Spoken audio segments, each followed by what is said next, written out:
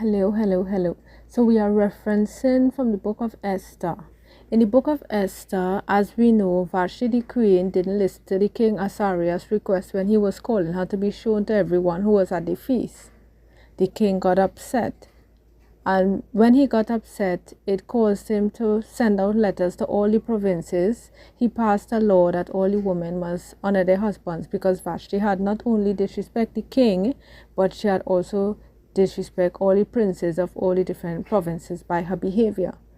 So that being said, if we fast forward to chapter 2, we will see that his servants, the servants of the king, decided to select another maiden, quote unquote, another woman slash queen for the king. So Haggai, who was in charge of the woman, he was the keeper of the woman. He saw Vashti, and he gave her all her things for purification, as well as 7 other females who were also candidates to be shown to the king for selection. And they were prepared. They had to go through a period of purification, 6 months with oil of myrrh, 6 months with sweet odors and other things, because they can't just go in the king's presence just like that. They had to be prepared. So after the cleansing period was over, they were taken to see the king one by one, and the king chose Esther. He chose Esther, whose parents were both dead. Her uncle Mordecai was who was taking care of her and responsible for her at that time.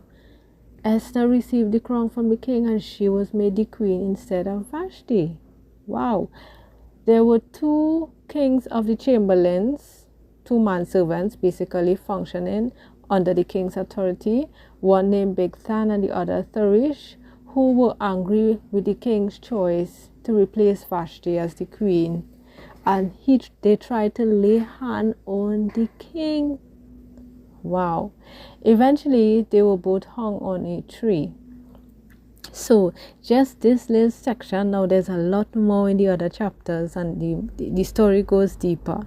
There are a lot of different aspects, but what I really want to extract, 3 pointers I really want to extract from this is Vashti's behavior. So let's acknowledge Vashti's behavior. Vashti wasn't even submitting to how she's supposed to submit and be subordinate, be obedient in her call, not just as a wife, but she was functioning in her office of the queen. So her behavior was not accepted because she was actually in office, and that was misconduct.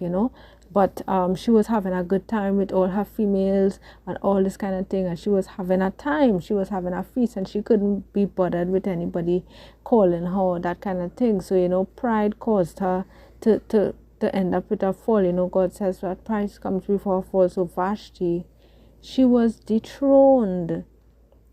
And then another thing that I take away from this story is the fact that they were prepared actually for 12 months. That's a whole year before they could even come before the king. That's a long time. Some of us wouldn't even like to make a sacrifice of 60 days, 90 days, 30 days. Some of us wouldn't even want to make a sacrifice of a week of sacrifice. So the sacrifice that these women went through was 6 months with oil and myrrh, and then a further 6 months of being prepared. They made a great sacrifice before being able to come into the presence of the king.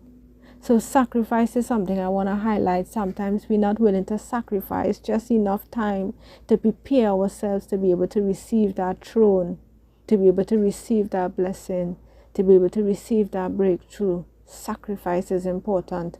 Esther went through her period of sacrifice just as the others, but she received favor. And she was probably the least likely candidate because of the household that she came from, her backing, and that type of stuff. So sometimes God could favor anybody who He wants and at any time. But sacrifice is important, and it will impact how and when we receive favor from God. Hallelujah.